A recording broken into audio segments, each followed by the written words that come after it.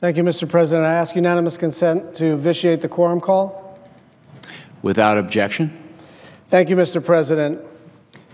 In just a few weeks, our great country will mark the 75th anniversary of President Roosevelt's executive order authorizing the internment of hundreds of thousands of Japanese, German, and Italian Americans during World War II.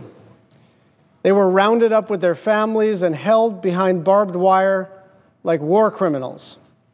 But they had done nothing wrong. Their crime, being Japanese, being German, being Italian, they were labeled enemy aliens. Mark Twain reportedly said that history doesn't repeat itself, but it does rhyme. And this seems to be the path that the president has pursued with his Muslim ban. This ban has already harmed green card holders, students, business people, and those fleeing violence and persecution. Remember, these are the people fleeing the violence, not the perpetrators of the violence. They are the victims, not the criminals. They have been pulled from their flights, left stranded in the airports. They have been detained without the ability to talk with a lawyer. And they're wondering if the United States of America is still the beacon of hope, the lamp by the golden door, the shining city on the hill. Iraqis who risked their lives to serve our country as translators saw their visas revoked. An 11-month-old baby was detained. That's disgusting. It's un-American. It's contrary to everything that we stand for. We stand for providing refuge for those who want to escape their own awful circumstances and live in freedom and opportunity. It's my grandparents escaping Ukraine. It's my wife's grandparents leaving China. It's the Schatzes. It's the Binders. It's the Kwaks. It's Albert Einstein. It's Madeleine Albright. This is who we are. We are people from all over the world who are united not by our ethnic extraction or religious affiliation, but tied together by our love for America. And here's the thing, it's not even as though we are trading liberty for security. We are getting no additional security. This is all about being cruel to Muslims because it's good politics for some people. This isn't just morally wrong, it's also guaranteed not to work.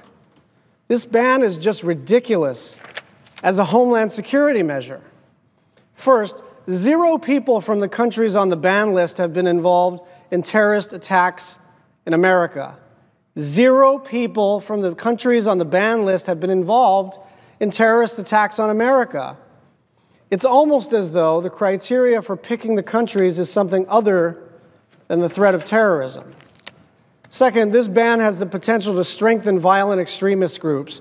By playing right into their hands, it encourages everyone to be afraid of people we don't know from other places. That's not America, and it won't work. When President Gerald Ford repealed the executive order interning Japanese Americans, he asked citizens across the country to make a pledge.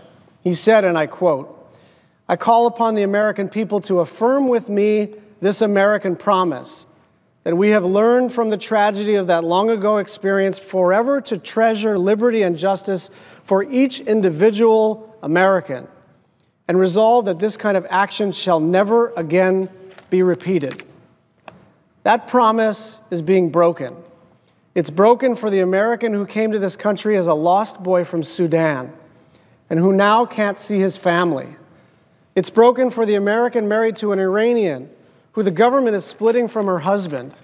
And it's broken for the millions of Americans, the majority of us, who want us always to have the moral high ground.